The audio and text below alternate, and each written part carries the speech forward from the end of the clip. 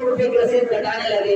मेरे दिल पे गिरा गुजर गया कि 50 रुपए देना भी मुश्किल सा पड़ रहा है और आप 500 रुपए 15 साल पहले की बात मैं बोल रहा हूँ, 500 रुपए आप मदरसा में दे रहे हैं। जुमला सुनिए उस बाप का, बाप हो तो ऐसा हो और इस पर अपनी औलाद को नसीहत करे। मेरे बाप ने मुझसे कहा, बेटा मुझे मालूम है कि मैं आपको पढ़ा रहा हूँ और आप पढ़ लिख के आलिम कारी हाफिज मुफ्ती बन जाएंगे, लेकिन मुझे मालूम है कि आप कभी मेरे कब्र पर एक मर्तबा दरूद या एक मर्तबा अलहम्द या एक मर्तबा कुरान पढ़ने के लिए नहीं जाएंगे। अल्लाह, सुनिए जुमला बहुत इबरत और नसीहत वाला जुमला है।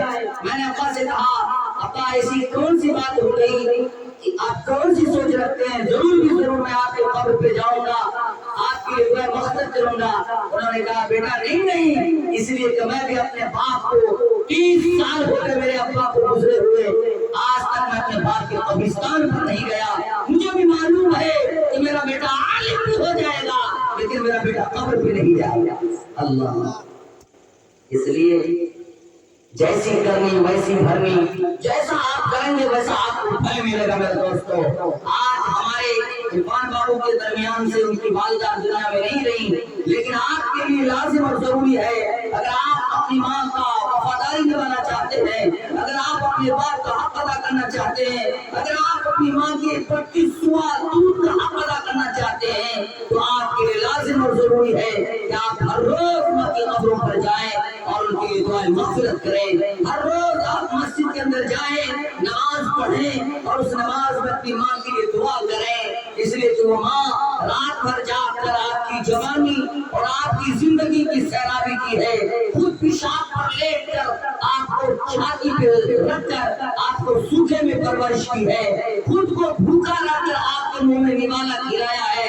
इसलिए आपके लिए लाज़िम और जरूरी है कि वो माँ जो मिट्टी के अंदर आज दफन हो गई, आज वो माँ इस गुलशन और इस बागवान को छोड़ के चली गई, उस माँ का हक आप उस वक्त तक अदा नहीं कर सकते जब तक कि आप मस्जिद के दर को और मस्जिद के दीवार से आप चिपक न जाए और माँ के लिए आप दुआ मग़फ़िरत न करते रहें। बस यही चंद मारूसी बातें हैं जो मुझे अर्ज करनी थी।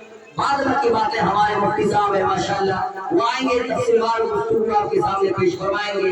मैं आखिरी जुमला यही कह रहा हूँ कि आप हर रोज अपने माँ की कब्रों पर जाएं और उनके लिए दुआ मग़फ़िरत करें और मस्जिद जाएं, मस्जिद में नमाज पढ़ें और हर नमाज के बाद माँ के लिए दुआ मग़फ़िरत करें। उम्मीद है कि अल्लाह ताला इन कई बातों पर कहने सुनने से ज्यादा हम सब को अमल की तौफीक अता फरमाए। आमीन।